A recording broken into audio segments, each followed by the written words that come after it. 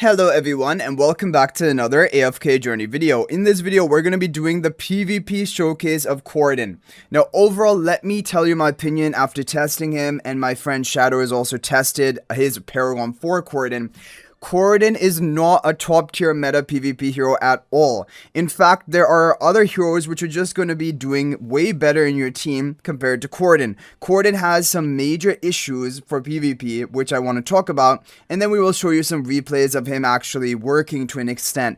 But the overall biggest problem with Kordan is the fact that a lot of his utility comes from his ultimate hunting circle, but this is a very small range, right? So it's really difficult to actually group up your team within the hunting circle to even get the value out of Kordan. And Kordan himself, his damage numbers are not that high. Like even here, like okay, it looks like he did a lot of damage, but honestly, Theodore even doubled his damage, and Theodore isn't even a damage dealer. So Kordan himself isn't even really going to be that damage threat. It's mainly you're using him for that buffing role, but it's so awkward to fit everyone within that range. And like if you're running a defense with Kordan or something, the opponent can easily probably formulate and range their team in a way that like your Kordan hunting circle is not going to buff up his other teammates, and then it's basically useless.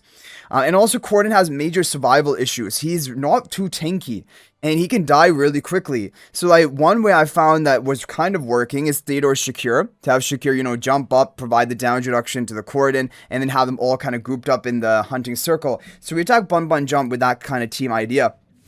But we got basically the ideal team positioning, which is normally not going to happen. You're going to see Shakir jumps on our side, so we're all grouped up on our side of the field. And then you get the immediate hunting circle, basically ultimate of Kordan.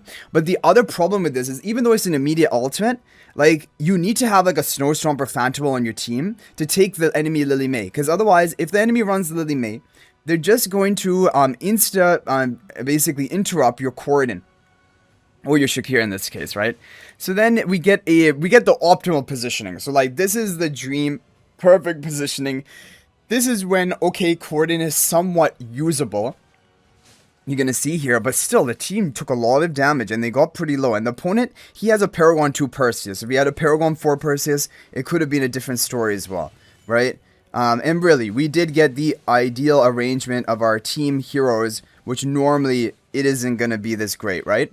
So the first replay I want to show you is actually a team without Kordan. He gave me this Pang replay.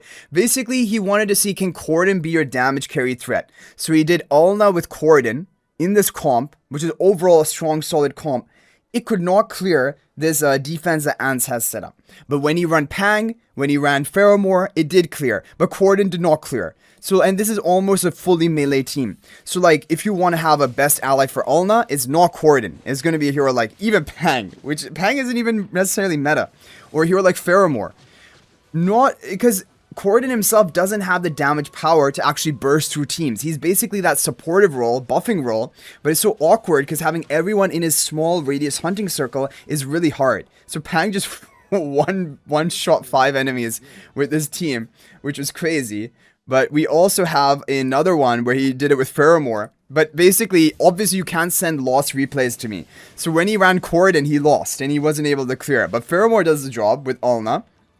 So like basically, why would you put Kordan on your team when Faramor, Pang, for example, are just better damage threats?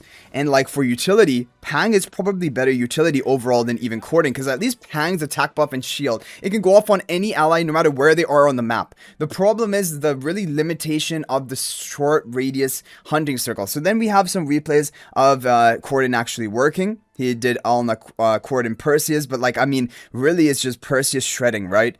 Like, the enemy only has Tilaya carry. It's like Tilaya solo carry. And, like, if you just had Kordan on your team and not Perseus for that true damage, you would not be killing the Tilaya, right?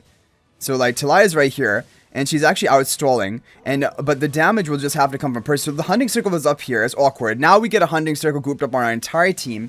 Perfect hunting circle, which provides a buff for Perseus, which it does make sense. But like I'm telling you, this Tilaya would solo the team if you didn't have Perseus, because you need true damage to deal with Tilaya. So like Kordan, he just basically was an attack buffer. And like at that point, you can just run Shakir. Or you can just run Mikola. They also provide an attack buff.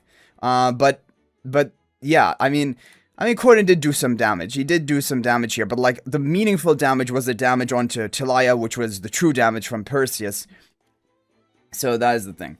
Okay, if we take a look at some more replays that we have here, we have, okay, again, Perseus doing all the work. This is against CC's defense. Baelran, okay, so Baelran is a slow to start team, and so probably the enemy Baelran doesn't even ever get ascended, and Perseus just runs them down. But you're going to see, okay, so Kordan's hunting circle is effective on the Perseus here. There's value behind that, definitely, as long as he can remain within range. Then Perseus is going to walk out of the range. Okay, but then he's going to recast the hunting circle to Kordan. And I mean, okay, so, I mean, if you use a comp like this, obviously, this is the thing. Kordan can work, and I mean, Perseus is probably one of his best allies. Other allies would be Shakir or Faramor, like other melees, of course, who are going to be within the hunting circle. But really, the hunting circle is a temporary stat buff for Perseus. It is nice, and there's synergy there. Definitely. But the thing is, you can have another buffer in that position. Like, you can have, for example, you can have, like we said, Shakir, which is also good with Perseus. However, okay, so definitely, yes, with Perseus, Kordan has some value. And with some other melee carriers, he has some value, but it's just not enough. And also, the limitations are that his circle is going to be, if small, basically, radius.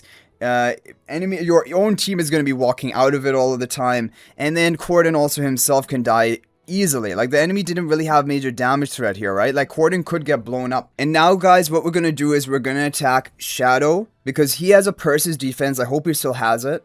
He has a Perseus defense, which is just way better. Look at this. So he has Perseus Ulna, right?